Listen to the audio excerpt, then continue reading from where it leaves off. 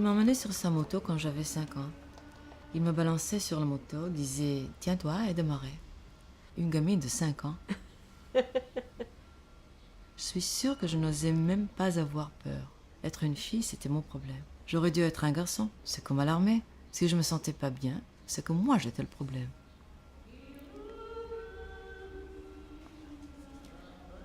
Un jour, les yeux brillants d'admiration, j'ai dit à un de ses troupiers que mon père était très cruel. Une sortie. Papa est le commandant et il m'a embarqué. Je pense que j'ai 8 ans.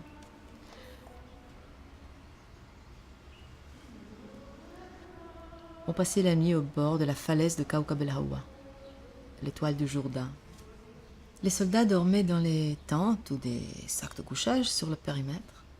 Papa et moi, nous dormons dans la cabine du camion, garé le nez dans le précipice, complètement à l'aplomb. Et le vent est très fort.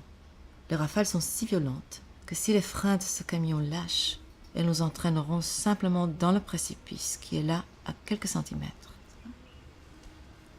Je n'ai pas dormi de la nuit. Je gardais le camion. C'était de ma responsabilité. Je me rappelle avoir pensé que c'était cruel de la part de papa de nous obliger à dormir là. Mais je n'ai pas dit un mot. Je craignais qu'il pense que j'étais lâche. Alors c'est maman qui prend la photo. Papa et moi, on est les sujets devant un paysage stupéfiant. On est au bord d'une falaise et papa me tient la main. Je suis devant lui. C'est-à-dire que je suis d'une façon permanente au bord d'un précipice avec la main là qui se tient à papa. Je suis sur une falaise, donc je suis. Je prends des risques, dont je suis. Peut-être que c'est ça, ce qui m'a été transmis par papa et sa génération. René. Dans sa jeunesse, il avait vécu un traumatisme très dur. Il n'en parlait pas beaucoup, mais il en a assez dit pour qu'on comprenne qu'à 16 ans, il avait dû aller ramasser les morceaux de ses amis de classe dans l'orangerie, parce qu'ils avaient été lynchés. Les Arabes les avaient attrapés au moment des événements et ça, c'était comme la raison, l'excuse de sa préoccupation pour cette catastrophologie particulière. Les Arabes. Brusquement, ses lèvres moussent quand il parle des Arabes et du peuple juif. Et ça fait très peur. La majorité de ma vie, je l'ai vu et j'ai détourné mon regard pour ne pas le surprendre dans cette crainte laide. Mais ça lui échappait. J'étais avec lui dans un garage pour faire réparer ma voiture. On attendait debout, on parlait, et là, un petit garçon qui travaillait dans ce garage s'est approché de nous. C'était un enfant arabe de 11, 12 ans. Il avait quelque chose à bricoler près de nous. Mon père était en train de parler. Quand l'enfant s'est approché, mon père a commencé à parler en coin, comme ça, pour que l'enfant ne l'entende pas. La plupart de ses craintes, je n'ai pas osé les confronter avant sa mort. La sonorité de l'arabe, les odeurs des villages font partie de ces choses que j'ai intégrées dans une crainte rongeante et profonde, très viscérale, jusqu'il y a très peu de temps.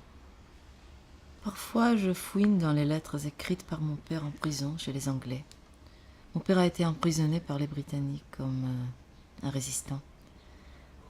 Et dans ces lettres, j'ai découvert un tas de textes dont certains pourraient être écrits aujourd'hui par des résistants palestiniens, quoi. C'est un petit pays avec une grande moustache. À l'anniversaire de mes 9 ans, j'ai reçu de mon papa un fusil à air comprimé et je n'ai pas eu assez de force dans les bras pour charger le canon. Et c'était une honte affreuse. Mon père n'a pas eu de fils, alors c'est moi qui ai reçu le fusil. Tous les samedis, couché sur le gazon, je devais m'exercer au tir, jusqu'à ce que je sache le faire. Mais je n'arrivais pas à charger le canon. Et c'est lui qui le faisait pour moi. Et chaque fois, c'était une nouvelle honte. Moi, simplement, je n'avais pas assez de force dans les bras, que mon père appelait tes brindilles.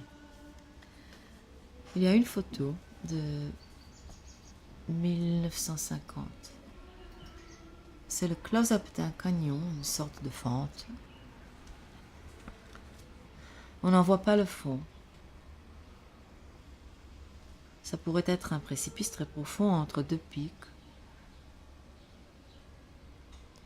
Dans la partie supérieure, on voit le sommet de deux pics et l'écart entre eux. Et un jeune homme, en short kaki évidemment, avec des godillots, et une jambe sur chaque pic. Il est en grand écart debout sur ces deux pics, penché en avant et de ses deux bras tendus,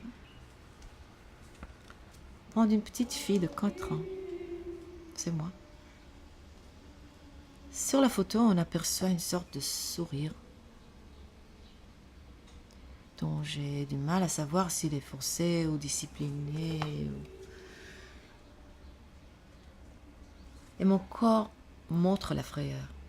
Les jambes sont légèrement fléchies et les bras sont très souples, laxes, complètement tendus. Et lui, il tient, mes mains dans ses mains.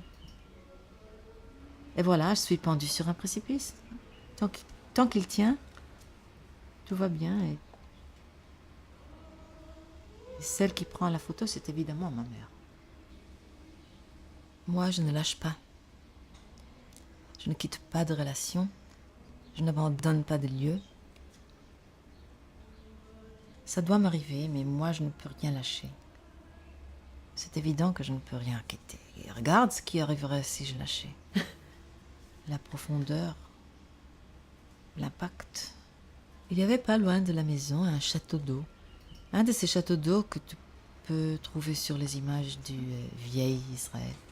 Quand il rentrait de la caserne, il m'emmenait au château d'eau et il attachait ma ceinture à la sienne. Moi derrière lui, et on grimpait à l'échelle jusqu'au sommet du château d'eau.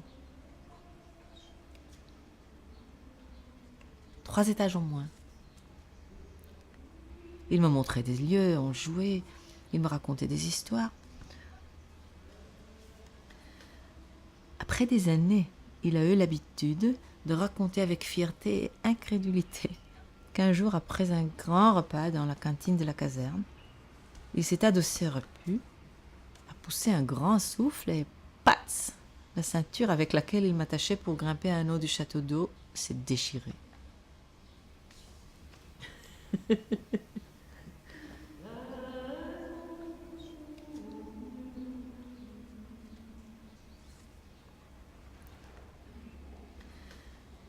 J'avais 3 ans et demi, 4 ans.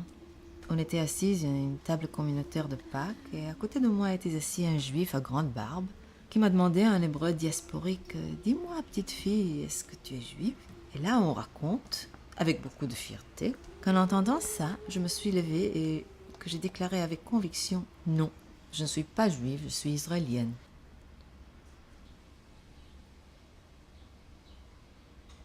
Je me rappelle de moi à l'âge de 12 ans et demi quand je suis arrivée aux États-Unis. Je savais que le lendemain, je devrais me présenter en classe. Ça, c'est vraiment un moment dont mon corps se souvient. Je me rappelle de moi, debout dans la salle de bain, seule, devant le miroir, m'entraînant à dire « Je m'appelle Tal, j'ai 1 an et demi de plus que mon pays. Mon père aime les antiquités, il était dans la résistance, je viens d'Israël, et en Israël, et en Israël... » Et là, je commence à parler d'Israël. J'ai compris que je n'avais pas de biographie. Je viens d'un territoire où l'identification au collectif est tellement exacerbée que c'est une religion sans Dieu, mais une religion. C'est la tribu, le collectif et la nation. Par exemple, ce sionisme original et héroïque, qui est formidable parce qu'il a donné une nouvelle identité aux Juifs pour qu'ils cessent d'être gluants et diasporiques, agaçants et faibles. Ce paradoxe qui m'est livré par les personnes les plus importantes pour moi au monde, plus ou moins Dieu, papa, maman, qui sont une sorte de Dieu en couple. Et ça veut dire juif, c'est Burke, et juif, c'est l'unique chose légitime qui existe. Un message ambivalent. Pendant des années, tout ce qui était dit à propos de l'humanité à la maison commençait et finissait par ce qui est fait aux Juifs, par ce que les horribles antisémites font aux Juifs. Et ça teinte tout. Ça teinte l'habilité, ça teinte le vouloir. Même la volonté de vouloir. Si jamais c'est légitime de vouloir.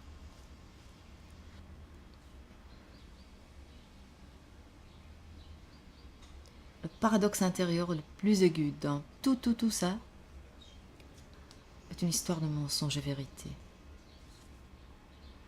Mensonge et vérité. Dans mon enfance, le mensonge était vécu comme un grand crime. Presque autant que la peur, mais pas tout à fait. Sur quel mensonge, moi et ma génération, on a grandi? À quel point tout ça est simplement de la cruauté?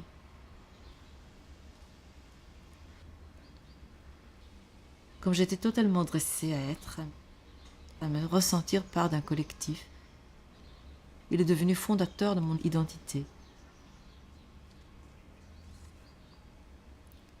Ma colère contre cette menterie par laquelle nous étions construits, c'est quelque chose d'énorme. Je voudrais mettre tout ça dans des barbelés. Être moi-même dans ces barbelés qui touchent ma chair. Comme une punition pour quelque chose que je n'ai pas fait, mais dont je me sens responsable.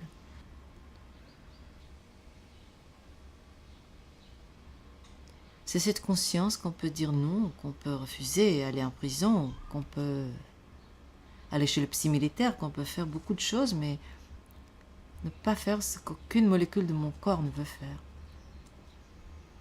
C'est peut-être à cause du contexte que je suis autant engagée aujourd'hui, et autant coupable et honteuse, et autant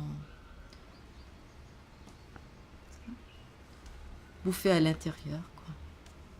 Je ne peux pas parler de ça sans pleurer. Honnêtement, aujourd'hui, je ne peux pas dire que je sais quoi que ce soit parce que je suis dedans.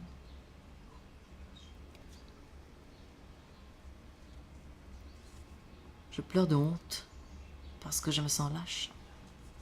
Ça m'embarrasse d'être une femme de 57 ans et de parler de la crise d'adolescence que je vis en ce moment. Ça veut dire que je ne me sépare toujours pas du collectif. Ça, c'est le symptôme le plus aigu de cette maladie qui s'appelle la militarisation de l'âme. C'est la militarisation profonde.